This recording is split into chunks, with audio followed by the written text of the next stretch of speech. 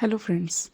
आज का जो हमारा टॉपिक होने वाला है वो विदेशी यात्रियों से मिलने वाली प्रमुख जानकारियों के संबंध में है, जो अक्सर एग्ज़ाम्स में पूछे जा सकते हैं। इस टॉपिक से अक्सर क्वेश्चंस बनते हैं, इसलिए आज हम लोग इसका रिवीजन करेंगे। तो पहले हम लोग जान लेते हैं यूनानी और रोमन के लेखक के बारे में। उनमें कुछ लेखक हैं जिनके बारे में हमें डिटेल से थोड़ी बहुत जानकारी और उन्होंने क्या लिखा था ये सब समझने की कोशिश करते हैं। तो चलिए शुरू करते हैं। पहला जो लेखक था वो है टेसियस नाम का।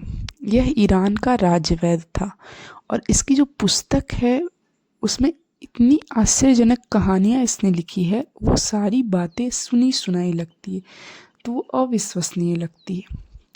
दूसरा है हेरोडोटस। इसे इतिहास का पिता भी कहा जाता है। इसने अपनी पुस्तक हिस्टोरिका में 5वीं शताब्दी ईसा पूर्व के भारत फारस के संबंध का वर्णन किया है, परंतु इसका भी जो बुक है वो उतना विश्वसनीय नहीं हो सका।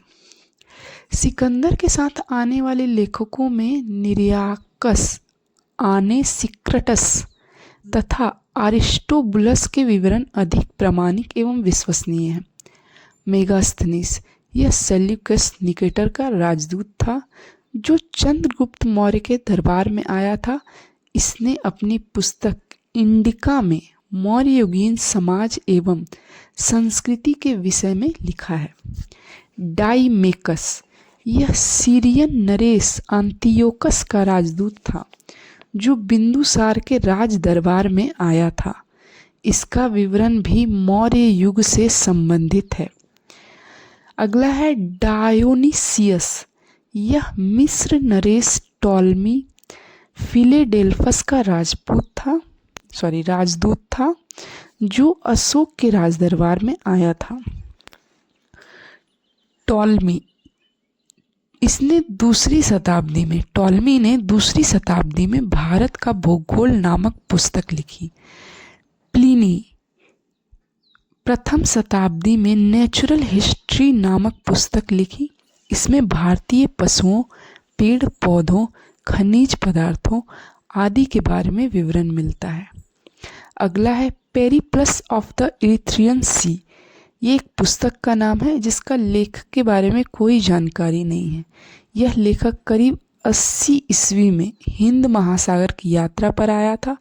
इसने उस समय के भारत के बंदरगाहों तथा व्यापारिक वस्तुओं के बारे में जानकारी दी है। यूनानी रोमन लेखक के बारे में तो हमने पढ़ लिया। अब कुछ चीनी लेखक के बारे में हम पढ़ते हैं। पहला चीनी लेखक था फाहियान। यह चीनी यात्री गुप्त नरेश चंद्रगुप्त द्वितीय के दरबार में आया था। इसने अपने विवरण में मध्य प्रदेश के समाज एवं संस्कृति के बारे में वर्णन किया है।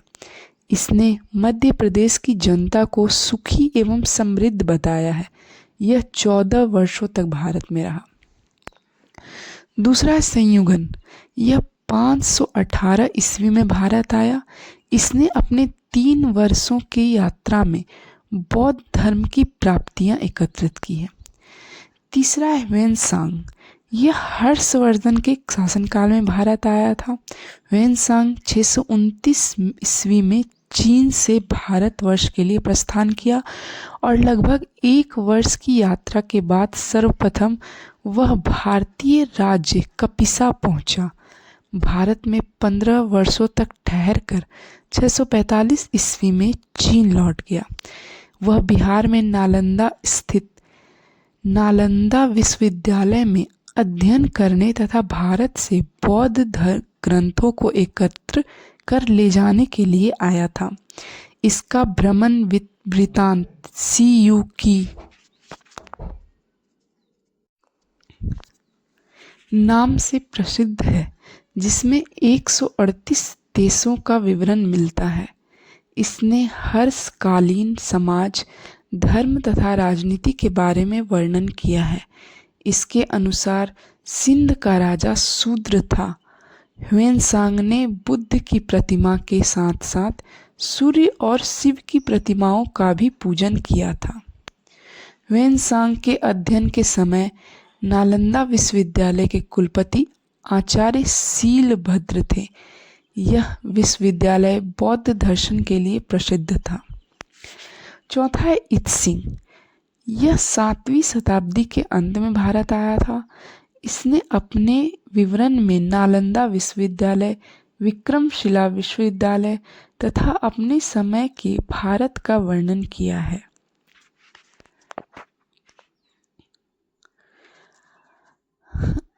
अब हम लोग एक दो लेखक है जो अरब के थे, अरब से आए थे, उनके बारे में इसी वीडियो में जान लेते हैं। पहला था अल बरूनी। यह महमूद गजनवी के साथ भारत आया था। अल बरूनी ख्वारिज्म या खीव, जो जिसे आधुनिक समय में तुर्कमेनिस्तान के नाम से जानते हैं, वहीं का रहने वाला था।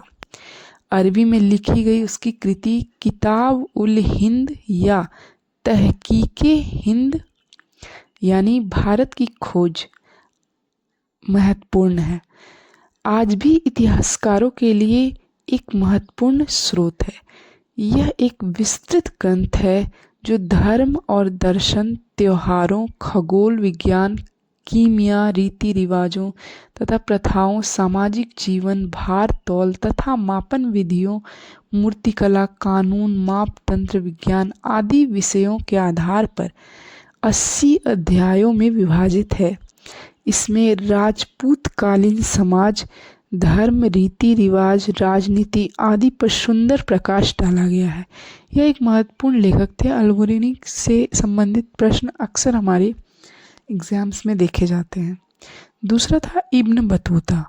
इसके द्वारा अरबी भाषा में लिखा गया उसका यात्रा वृत्तांत, जिसे रेहला कहा जाता है, 14वीं शताब्दी में भारतीय उपमहाद्वीप के सामाजिक तथा सांस्कृतिक जीवन के विषय में बहुत ही प्रचुर तथा सबसे रोचक जानकारियाँ देता है। 1333 ईस्वी में दिल्ली पहुँचने पर इसकी विद्वता से प्रभावित होकर सुल्तान मुहम्मद बिन तुगलक ने उसे दिल्ली का काजी या फिर जिसे न्यायाधीश हम कह सकते हैं, वो नियुक्त किया था। Thank you.